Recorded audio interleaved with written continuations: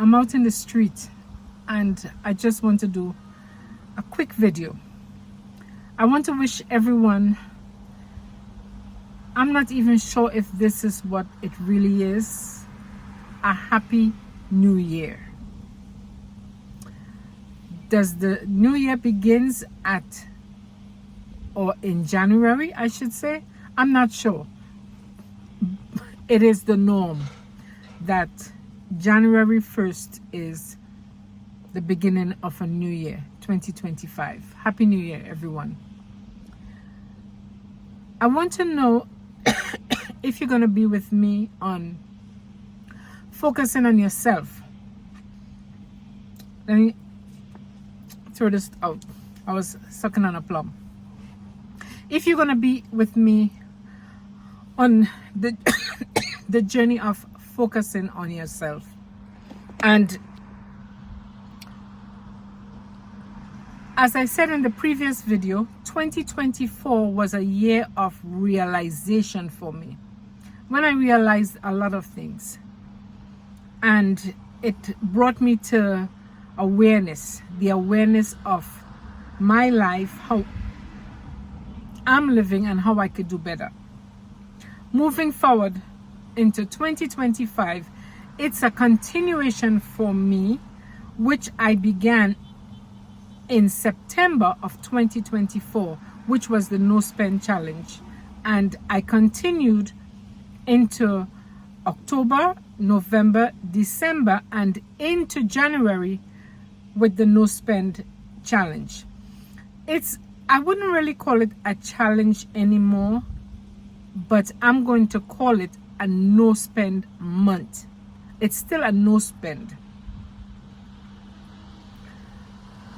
Now, when we talk about no spend, we're talking about not buying a lot of things that we don't need. We're buying only what is necessary.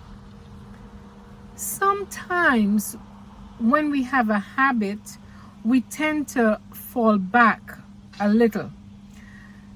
However, I'm not going to beat up on myself, and I'm not going to beat up on anyone when I hear somebody say they fall back. As long as you can find yourself back together again and continue on the journey, I think that's good enough. That's being aware. But I'll tell you what the no spend does for me. The no spend helps me to be more disciplined, in the sense that I'm not just going to go buying like if I'm just buying crazy or buying on impulse or just pleasing myself or satisfying myself. I know that I'm on a no spend. Yes, I might buy one item that might be like, it's part of my weakness. I love bags. I don't know if you guys know, I love bags. I love bags. I love bags. And I'm looking at my fingers because yesterday I was cleaning my large cast iron pot and it was really a challenge. It's still not done yet. Back on topic. I love bags. I love bags. And sometimes I buy the bag and I don't even use it as much. I bought Louis Vuitton, and I have to tell you, the only piece of Louis Vuitton that I have right now is someone gave it to me back in 2011, and it was a used item. I'll show it to you one day. All the other Louis Vuitton pieces that I had, I sold. I sold the smallest piece for $50, and I had it for a good maybe 15 years, but I wasn't really using it. I just carried it in my bag. I had my key in it. I sold it. One I sold for $50, the other one I sold for $75. I had it a very long time. One was just sitting in the house. I only used it when I visited Grenada because that was the pouch I kept my key in for my Grenada home. And other than that, wasn't being used. I sold it. I sold them. I sold every piece of Louis Vuitton that I had. But I love bags. It's my weakness. It's my weakness. So if I have to buy a bag now, I will buy a bag that it's not going to be it's not going to be expensive, but it's going to be very functional. And I'll show you. For example, I just traveled and I was in the airport and I bought myself this little piece. And why I like it, because I can put my passport in it. I can, just, if I'm going to do an errand, just put my house key in it and my car keys. But yes, I bought this. Did I need it?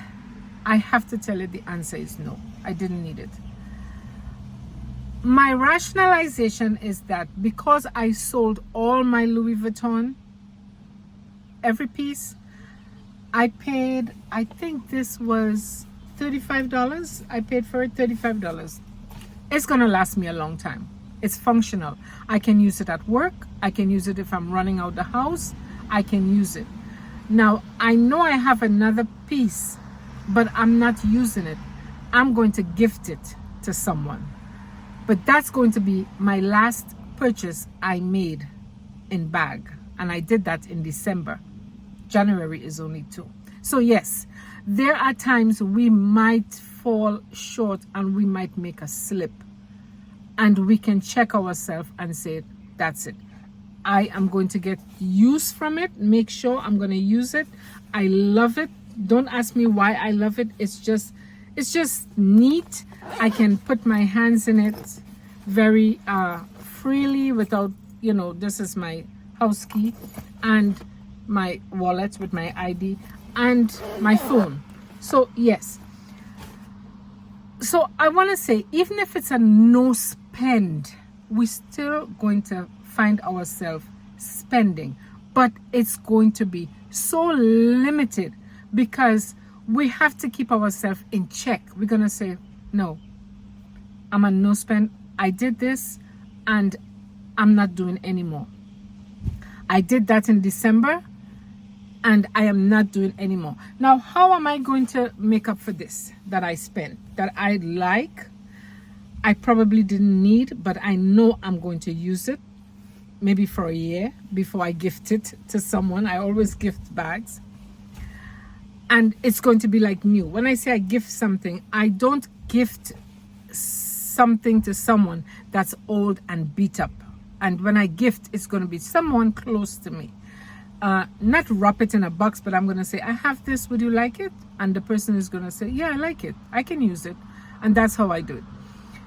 I'm not going to be doing much of that in this time because I'm moving forward on focusing on the things that I need more than that I want and then have to give away. But yes, I've given away so many bags. It's part of my passion, bags.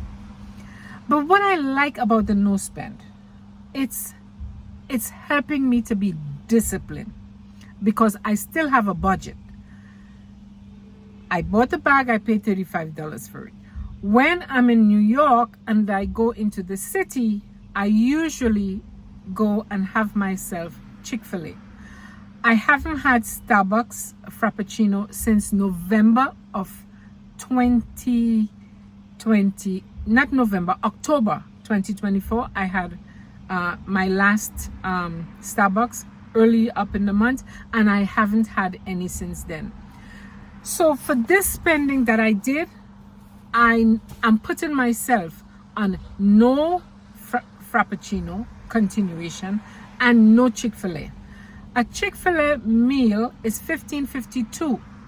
2 meals, and I usually have one in a pay period. That's 2 weeks. So 2 meals, that's $30 and 50 and 50, $31.04, checking in my head.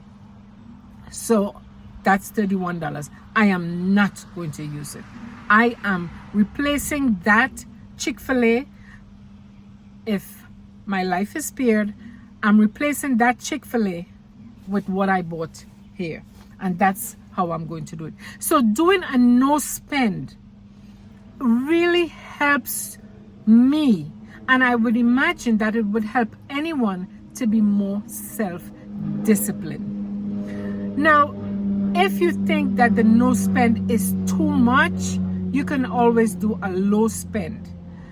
I still like the no spend because the no spend turns out to be a low spend, if you understand what I'm saying. Please, I am inviting you, all the people who are on the forum of Emily CM, come on board with me. Try it for one pay period, no spend. Try it for a weekend. Just stay home and relax. Use what you have in your cabinet and make a quick meal. Go through your finances. Last night I was working on my budget, and I am telling you, it takes time, and I even realize where I have to adjust. So I'll show you, I'll give you a little glimpse. As to, you see here, let me show you. Here, I did it for, this is for the second, going to be for the second pay period. I reduced my 900 to 800 because I realized I have more money here than I have here in this spot where I use just to pay bills. And that's 4 major bills that I use here from this account. So I need more money here than I need here. And if this, you see this is blank, it's because this goes in, comes out first from my paycheck. Then I have this amount, I have this amount, and I have here. Okay, on the next video I'm gonna explain to you how I work the budget. The budget is beautiful and it's not difficult. It's you have to get used to it and say, well, this is how I'm making my budget. My budget is not about savings. My budget right now is focusing on paying bills. Now, I have to tell you, I feel a little uncomfortable declaring to the public exactly how much money I work for. I grew up that way. I feel like money is very private. I feel that no one should be asking anyone how much money you work for, unless it's you're doing business and they want to know your annual income. I can understand that, but for someone to ask you outright what's your income range or how much money, I'm not going to be rude, but don't expect me to tell you my exact amount of money that I work for. And one more thing I want to say pertaining to that. We are public figures. We are public figures. The whole world is watching us. Some people just click and be curious. They don't like, they swipe, and some people stay. However, we are out there, and I feel that we have to do some protecting ourselves by not declaring everything about ourselves. That's how I feel. So yes, I want to talk about budget because it's helping me, and the reason I like talking about it is that it makes you more accountable when you have to say, yes, I am on a no spend, and yes, I am holding up to my no spend. And I said before, the word for me this 2025 is authenticity. So I am not going to come here and be fake and say I did a no spend and I didn't buy anything. If I bought something, or if I bought an item, it doesn't mean that I was unsuccessful with my no spend, because I'm going to fix my budget and take away from someplace else to compensate for this item that I bought. Yes. So I still feel even in doing that, we can be a little bit, what's the word? Not really private, because we're really not private anymore. And I don't want to say transparent, not being transparent, but we don't have to put everything out there. We have to hold back a little bit so that we can protect ourselves, if you understand what I'm saying. I hope this video can help someone. It's not a big flashy video. I don't have a lot of, animations and things of that nature, but trust me, if you join me, you will help me by motivating me, and you will be also motivating yourselves. Let us do it.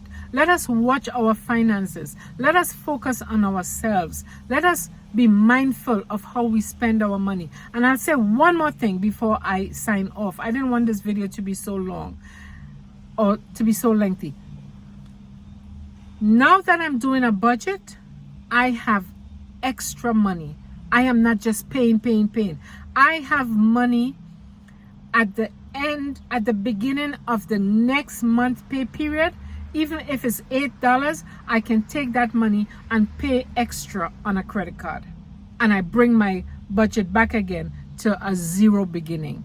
So at the beginning of that month, the first pay period, when my wages enter into my account, what was sitting there, I can take that money and I can put it on a card that I owe. Because yes, I owe on cards and I'm paying it down. And that's my focus right now. Thank you for being here with Emily CM. I truly appreciate you. I know a lot of people swipe off. Yes, that's okay. I hope one day you can realize that this channel is a real channel, and it's about helping myself while I'm helping others. Thank you for watching. You are greatly appreciated.